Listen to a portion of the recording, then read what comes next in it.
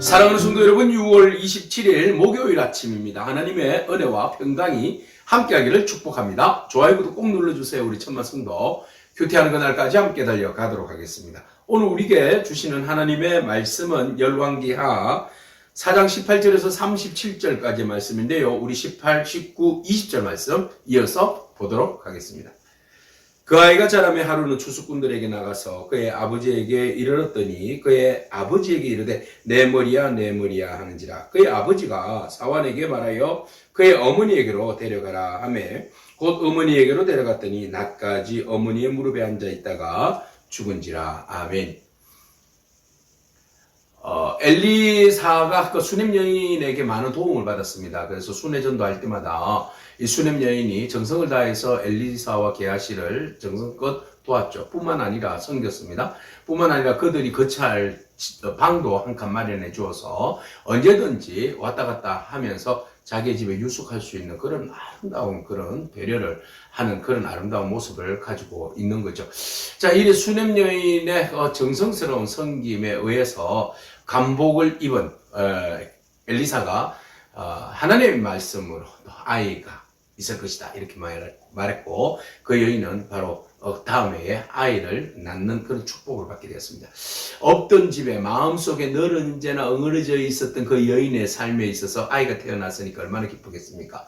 그의 아버지가 얼마나 좋아하고 기뻤겠습니까? 그 아이가 이제 자랐습니다. 어느 정도 자랐는지는 모르겠지만 자라서 아버지 일터까지 왔다 갔다 할 정도의 나이가 된 것 같습니다. 그래서 아버지가 추수할 때 가서 이제 식구들이니까 그죠? 도와주었던 것 같아요. 도와주는 가운데 굉장히 날이 뜨거웠을까요? 일사병일까요? 무슨 병일까요? 정확하게 병명을 알 수는 없지만 그 아이가 머리가 갑자기 아프다고 그러죠. 그래서 아버지가 이 아이가 조금 상태가 안 좋으니까 어머니에게로 사원을 시켜서 데려가라 그렇게 이야기합니다. 자, 어머니에게로 왔는데 애가 뭐 열이 펄펄 나는 거예요. 머리가 너무 아파서 안 되는 거예요. 어머니 품에 있어서 어떻게 의사에게 달려갈 수도 없는 상황이고, 그래서 어머니 품에 어느 정도 있다가 이 아이가 죽어버린 거예요. 세상에 어떻게 이런 일이. 하나님의 축복으로 인하여서 받은 아이가 죽어버린 거예요, 여러분. 그러면 어머니 생각은 어떻겠습니까? 차라리 이 아이가 태어나지 않았더라면 이런 아픔과 슬픔을 우리가 경험하지 아니했을 텐데, 괜히 경험하지도 않을 것을 이렇게 하나님의 축복의 이름으로 태어난 아이로 인해서 내가 이 아픔을 겪어야 된다는 건 너무너무 슬픈 일이죠. 자, 어쨌든 이 여인은 이런 이제 당황스러운 일을 맞이하게 되었고, 그리고 난 다음에 이 여인이 이제 그 상황에서 어떤 문제들을 해결해야 될 거 아닙니까? 남편에게 가서 아이가 죽었다고 이야기한다든지, 장례를 치러야 한다든지, 여러 가지, 이렇게 이제 그 다음 부수적인, 일들을 이제 진행을 해야 되는 거잖아요. 근데 이 여인이 대뜸 사원을 보내가지고 남편에게, 남편에게 가서 사원 한 명과 나귀 한 마리를 좀 이렇게, 달라고 그렇게 이야기를 합니다. 왜 그러냐 그랬더니 내가 하나님의 사람에게 달려갔다가 돌아오겠다고 그랬습니다. 그러니까 이 아이가 죽었다는 이야기는 하지 않고 이 아이를 그냥 엘리사 방에다가 침상에 눕혀놓고 말이죠. 그냥 내가 급히 하나님의 사람한테 갔다 올 테니까 사환과 말 한 마리를, 나귀 한 마리를 준비해달라고 이런 이야기를 한 거죠. 그러니까 남편이 어안이 벙벙한 거죠. 아니 지금 바빠 죽겠는데 추수 때에 한 명이라도, 사환이 한 명이라도 더 필요할 때고, 누구든지 앞장서서 일을 도와야 되는 이런 상황에서 이렇게 사람을 한 명을 달라고 그러고 나귀를 달라고 그러니 남편으로서는 조금 언짢은 그런 상황일 수 있어요. 근데 이 여인은 모든 것은 아이가 죽었다는 이야기를 왜 감췄는지는 모르겠습니다만은, 아무래도 이 아이가 남편에게 일하는 데 있어서 이 아이로 인하여서 부담을 주고 싶은 마음이 없었던지, 아니면 이 아이는 분명히 죽었지만 하나님이 기쁨의 선물로 주셨는데 또 하나님께서 이 아이를 그냥 데려가시지는 않을 것이다, 그런 이제 믿음의 확신이 있었던지, 둘 중에 여러 가지 요인들이 있겠죠. 그래서 남편에게 이야기하니까 남편이 아니 지금이 절기상 초하루도 아니고 안식일도 아닌데 왜 구태여 그곳에 가려고 하느냐. 그러니까 이 여인이 딱 한마디로 정리를 합니다. 평안할지어다. 평안을 비나이다 하고는 말을 끝을 맺습니다. 이 평안을 비나이다. 당신 소리 듣기 싫소 이게 아니고 모든 것은 아마 잘 될 겁니다.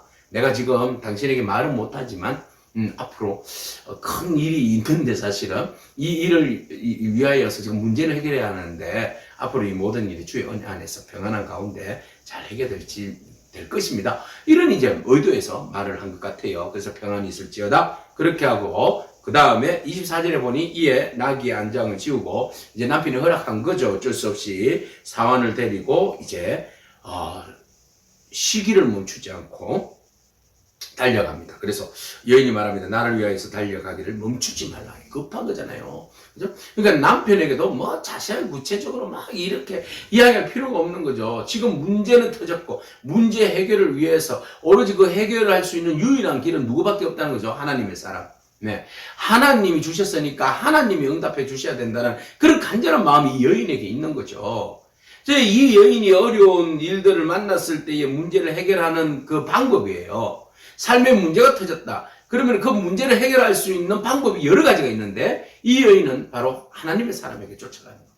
하나님께 달려가는 겁니다. 이 모든 것들의 주관자가 하나님이시니 하나님께서 응답해 주시고 하나님께서 이 모든 문제들을 해결해 주십사 하고 말이죠.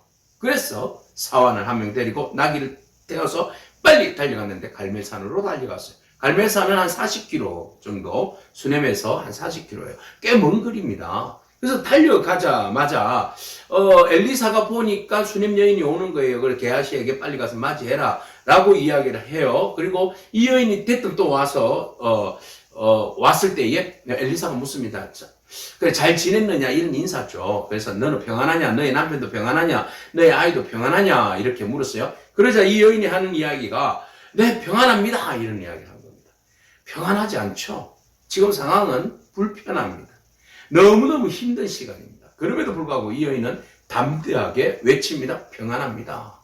근데 이 사람의 속사정을 엘리사는 몰라요. 하나님이 가르쳐주지 않아서 모른다고 그랬어요. 그래서 이 여인이 막 평안합니다 하고는 갑자기 엘리사의 발을 이렇게 앉는 거예요. 발을 끌어안는 거예요. 그러니까 게하시가 아니 이 무슨 무례한 행동이야 하고는 그것을 저지하려고 하자 엘리사는 무슨 사연이 있겠지. 하나님이 나에게 숨기고 있지만 내가 한번 들어봐야 되겠다. 이 여인의 영혼이 괴로워하는 것을 내가 지금 보았는데 하나님께서는 아직 나에게 말씀하시진 않았지만 내가 이 여인의 상황을 지켜봐야 되겠다. 들어봐야 되겠다. 이런 이제 마음으로 대하는 겁니다. 자, 문제의 해결점을 위해서 달려온 사람들 무리하다고 그를 거부하거나 말이죠. 밀어내거나 그러면요. 문제 해결점을 찾지도 못하고 또 한 영혼 실족하게 만드는 거죠. 그래서 엘리사도 영문은 모르겠지만 일단 경청 들으려고 하는 마음이 엘리사에게 있고 이 여인은 오로지 그의 발을 붙잡는 것이 예의에 어긋나는 것이 아니라 그때 관습상으로서는 그것이 허용됐는데 그리고 발을 붙들므로 인하여서 간절한 마음 내가 지금 당신이 평안하냐고 묻는데 나 지금 평안하진 않지만 결과론적으로 당신이 이 문제를 해결해 주셔서 나의 남편과 아들과 내가 평안할 수 있도록 축복해 달라는 그런 간절한 마음이 이 여인에게 있는 거죠. 여러분 우리는 현실의 문제를 안고 살아가지만 현실에 함몰되지 아니하고 미래의 하나님의 그 은총을 바라보고 사는 줄로 믿습니다. 그래서 오늘 우리의 현실에서 문제를 만나면 그 미래를 바라보면서 해결해 주실 평안을 지금은 평안은 아니지만 앞으로 평화를 주실 하나님을 바라보면서 주님 앞에 간구하고 나아가는 그리고 슬기롭게 믿음으로 문제들을 해결해 나가는 대체해 나가는 그런 저와 여러분에게 축복합니다. 자, 이 여인이 이야기를 합니다. 여인이 조금 이제 언짢은 소리로 이야기하는 거예요. 28절, 29절에 내 주께서 아들을 주셨는데 내가 구하지도 않았는데 아들을 주셨지 않습니까? 나를 속이지 말라고 헛된 소망을 품지 않게 해달라고 했는데 주셨잖아요. 이것은 원망 섞인 말이기도 하겠죠. 그렇지만 그 전에도 있으나 없으나 나에게는 늘은 예나 자족의 은혜로 살았습니다. 이런 말이겠죠.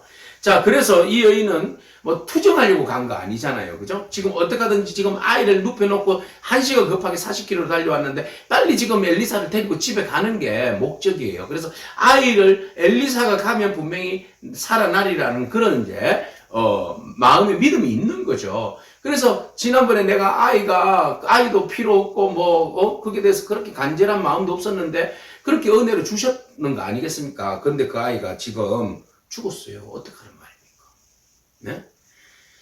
엘리사가 게하시에게 말합니다. 내 허리를 묶고 지금 빨리 지팡이를 들고 가라. 사람을 만나거나 인사도 하지 말고 빨리 가라. 그리고 그 아이의 얼굴에다가 지팡이를 놓아라. 이런 이야기를 합니다. 그러니까 이 어머니는 아니 게하시가 가는 것도 중요하지만 당신이 가셔야 된다고. 당신이 가시지 않으면 나도 가지 않겠다고. 당신이 가야 된다고. 자, 이렇게 간절한 마음이 있어요. 그러니까 엘리사는 뭐 누가 가든 상관없지 않느냐 그랬지만 아니요. 당신이. 하나님의 임재와 하나님의 간절한 강력한 그 은혜를 구하는 그런 여인의 마음의 자세를 보는 거죠. 자세가 있는 거죠. 그래서 이 여인이 말합니다.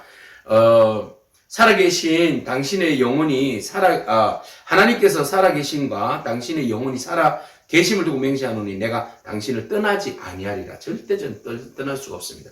살아계신 하나님께서 우리 아들 살려주실 거기 때문에 당신이 하나님의 대리자로서 우리 아들을 살려주실 거기 때문에 나는 당신을 포기할 수 없습니다. 모시고 가야 되겠습니다. 그래서 엘리사가 일어나서 게하시만 보내려고 했는데 여인을 따라갑니다. 자, 그러면은 이제 앞에서 게하시에게 지팡이를 얹으라 했는데 그때는 엘리사가 가기 전이었죠. 이제 엘리사가 가게 되었으니까 지팡이를 얹어서 효력이 나타나는 것을 뭐 무용지물로 만들 수 있는 그런 상황이 되는 거죠. 아니나 다를까 게하시가 달려갔어요. 게하시가 달려가가지고 그 아이의 그 얼굴에다가 집에 들어가서 죽은 아이의 얼굴에다가 그 지팡이를 올려놨어요. 자, 아이 위에 올려놨는데 그런데 지팡이를 그 아이에 올려놓았지만 아무런 소리도 듣지도 못하고 아무런 일이 일어나지 않았어요. 그래서 돌아와가지고는 갔다가 돌아와서 엘리사에게 그런 이야기합니다. 엘리사를 맞이하면서 그에게 말하기를 아이가 깨어나지 아니하였습니다. 이런 이야기합니다. 깨어나지 아니할 수 있죠. 앞으로 깨어나게 할 사람이 누구기 때문에? 엘리사이기 때문에 그래요. 그죠? 근데 이제 우리가 게하시는 원래 그런 거 좋아하잖아요. 그래서 마침 내가 막 우리 선생님처럼 가가지고 그냥 팍 나왔으면 야 진짜 좋았을 텐데. 근데 그런 기회는 안 줬던 것 같아요. 그래서 엘리사가 알겠다 하고는 집에 올라갔습니다. 보니까 아이가 다락방에 누워있어요. 그리고 난 다음에 문을 닫고 난 다음에 조용히 두 사람만 있습니다. 하나님께 기도합니다. 그리고 아이 위에 올라서 엎드려서 자기 입과 눈 그리고 손에 손 이렇게 해서 다 포개합니다. 그런 의미가 뭘까요? 이 아이가 죽은 것 같이 나의 영혼과 나의 모든 것들을 죽음을 맞대어서 정말 죽음의 자리까지 이 아이와 함께 하는데 하나님 이 아이의 생명을 살려주십시오. 그런 간절한 마음 아닐까요? 네. 이 아이를 낫게 하리라 하신 그 간절한 마음이 또 통했을까요? 그가 온도가 아이의 살에 차차 따뜻해지는 열기를 느끼게 되는 거죠. 그래서 전심으로 이 아이를 위하여서 몸을 포기해서 기도하고 엎드렸더니 이 아이가 7번째 치기 하고 일어나더라는 거죠. 엘리사가 게하시를 불러서 수넴 여인에게 이 아이를 데려다 주어라 그랬어요. 그래서 수넴 여인은 엘리사 발 앞에 땅에 엎드려서 절하고 아이를 안고 나갔다. 오늘 본문입니다. 우리는 여기에서 포기하지 아니한 어머니의 그 끈질긴 기도 바라봅니다. 하나님 주시는 분도 하나님이고 하나님이시고 가져가시는 분도 하나님이시지만 그러나 하나님께 간절한 소망을 두고 기도하면 하나님께서 죽은 자도 살리시는 능력인 줄로 믿습니다. 이 믿음이 수넴 여인에게 있었던 것입니다. 수넴 여인이 슬픔을 당했을 때에 슬퍼 울거나 호들갑을 떨거나 뭐 이렇게 하지 않았다는 것.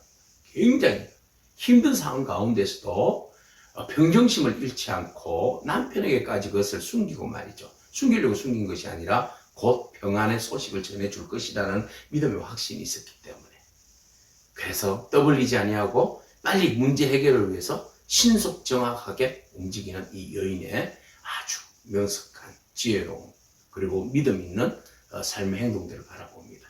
하나님 그 마음의 중심을 보시고 엘리사를 통하여서 또 치유하십니다. 하나님의 사람 엘리사 전적으로 자기의 온 몸과 마음을 다 던져서 한 아이를 치유하려고 몸부림치는 그런 사역자의 모습 봅니다. 오늘 사역자이신 여러분 우리에게도 우리 성도들을 향한 이런 뜨거운 마음과 열정이 있기를 축복합니다.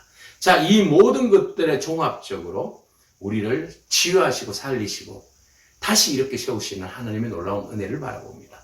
하나님께서는 세상을 창조하시고 인생의 생사화복을 주관하시는 분이십니다. 오늘 이 수넴 여인의 아이를 살리심을 통하여서 하나님은 살아계시고 오늘 우리의 기도를 들어주시고 우리에게 좋은 것으로 응답하시는 놀라운 능력의 주이심을 또한 한 번 더 보여주고 계심을 바라볼 때에 우리가 어떠한 어려운 일이 있다 할지라도 우리를 창조하시고 우리를 죽은 자 가운데서 다시 살리시는 하나님 앞에 기대하면서 기도하며 기다리며 나아가는 그런 저와 여러분에게 축복합니다. 하나님은 여러분들의 간절한 기도에 응답해 주실 줄로 믿습니다. 아멘. 기도하겠습니다. 주님 감사합니다. 죽음을 생명으로 바꾸신 하나님의 권능을 바라봅니다. 하나님, 주님은 산자의 하나님이시고 모든 죽은 자 가운데서 예수 그리스도의 이름으로 잠든 영혼들을 다시 일으켜 세우시고 또 그들 하나님 나라로 이끌어 가시는 하나님의 능력을 바라봅니다. 우리의 삶의 자리에서 정말 절망하고 슬픈 일을 만났을 때에 조금도 당혹하지 아니하도록 하나님 우리의 믿음을 굳건하게 지켜주시옵소서. 우리의 모든 상황을 변화시키시고 치료하시고 회복하시는 분은 하나님밖에 없음을 고백하며 믿음으로 한 걸음 한 걸음 나아가는 저희들의 삶이 되게 하여 주옵소서. 예수님의 귀하신 이름으로 기도합니다. 아멘. 오늘도 믿음으로 승리하길 축복합니다. 아멘.